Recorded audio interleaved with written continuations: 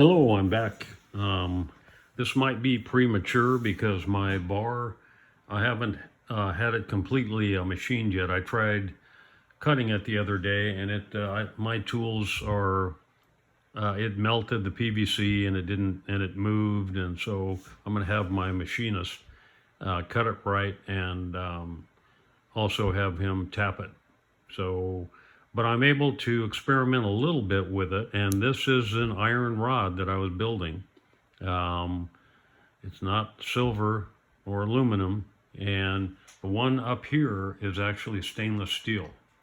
And what I'm going to show you, what I'm doing now, is trying to figure out how it works, what the process is. And it's weird because I woke up this morning thinking about a baseball being thrown up in the air, and it comes down because there's a force up there or force around that pushes it down, gravity. I think that's the way it works. I don't know. There are people saying that we don't understand gravity, but so you throw the ball up and it comes down. You catch it, you're ready for it. You throw it up, comes down. If the gravity isn't right, the ball goes up, and then maybe we have a little bit of gravity, but it doesn't come down as fast, or it doesn't come down the way you can count on it coming down.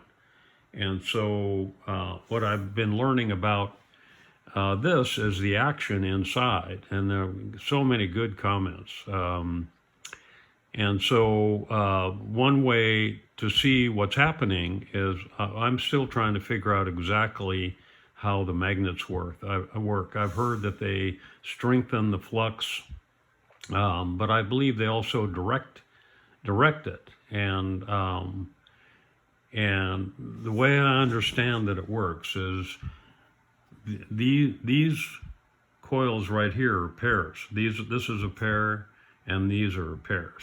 And you get the center of the stator, and that surrounds this, and at the beginning of the process, it charges the rod, and the rod starts sending flux to the coils.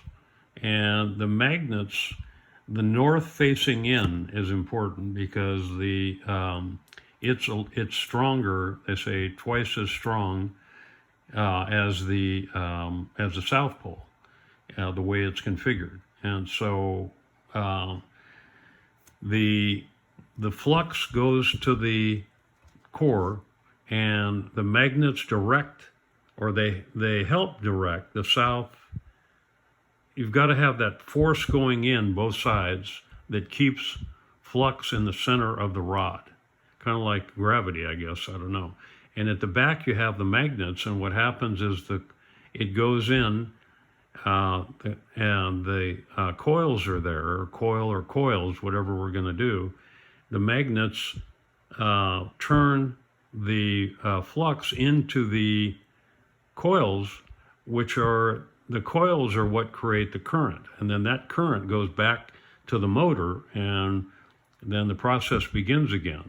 And so you've got to have a balance somewhere. And one of the comments I read was that the bar acts like a capacitor, and creates some kind of a resonance that gives the excess power that goes back to the power strip.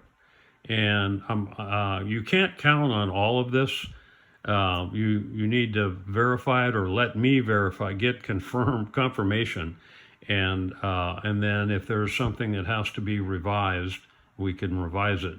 But there's some kind of balance in here, because if you didn't have gravity, like the gravity, you couldn't count on the cycles going back and forth, which is, what has to happen. And the way I'm understanding it now, and subject to revision, is that a lot of the flux goes into the coils, and then and vice versa, back and forth. There's a cycle, like phases. And don't hold this in your memory because it's subject to change. But with the excess, with enough to go back and power the stator to keep the process going, there's excess energy in there that can go down to the strip. And one thing I've tested, which I think is interesting, is you can see how if you take these magnets and you touch it to something metal on the south side and touch it to something on the north side, you can see that because they're configured the way they are, it is about twice as strong. You've got two magnets that are similar, and you've got the hole here. And the interesting thing to me was, whoopsie, you can tell that's magnetizable, is taking, and I'm still working on my, these are iron filings, and I'm trying to get a different plexiglass than what I've got now. And you put it on the plexiglass, and you can actually view, I thought that was for me, you can actually view what happens. And so, and I don't have my bar to hook up there and, begin experimenting, but this is a little bit of experimentation. And so you can see that when, these are iron filings, you can see that when it gets close to the center of the core, I don't know if you can see it or not, that it goes up. And you can see that it splits the flux that's in there. And you can see this way, if I put it here, already from up there. If I drop it down on the, let's see, if I drop it down on the magnet, you can see, I don't know if you can see it or not, but you can see that it's divided the flux. And so when the magnet's on the back of the transformer and the flux is coming to the core and then to the coils, it splits it. And so that's why I'm learning that it's important to have the diameter of the core similar to the diameter of the holes in the magnet. And I don't know, I don't have any clear plexiglass that is a larger diameter than that, or I would try it and see if it focused it in the hole, or if it, you can see here that you can see that it's divided it. And so imagine that that's the flux, and the weaker south pole is pulling the flux, and it's coming around and going in here. So it goes in there, and then the coil sends the current up to the stator. And I read something that we know it has to go in the center of the stator, and that when I get my rod, you can see the lines of,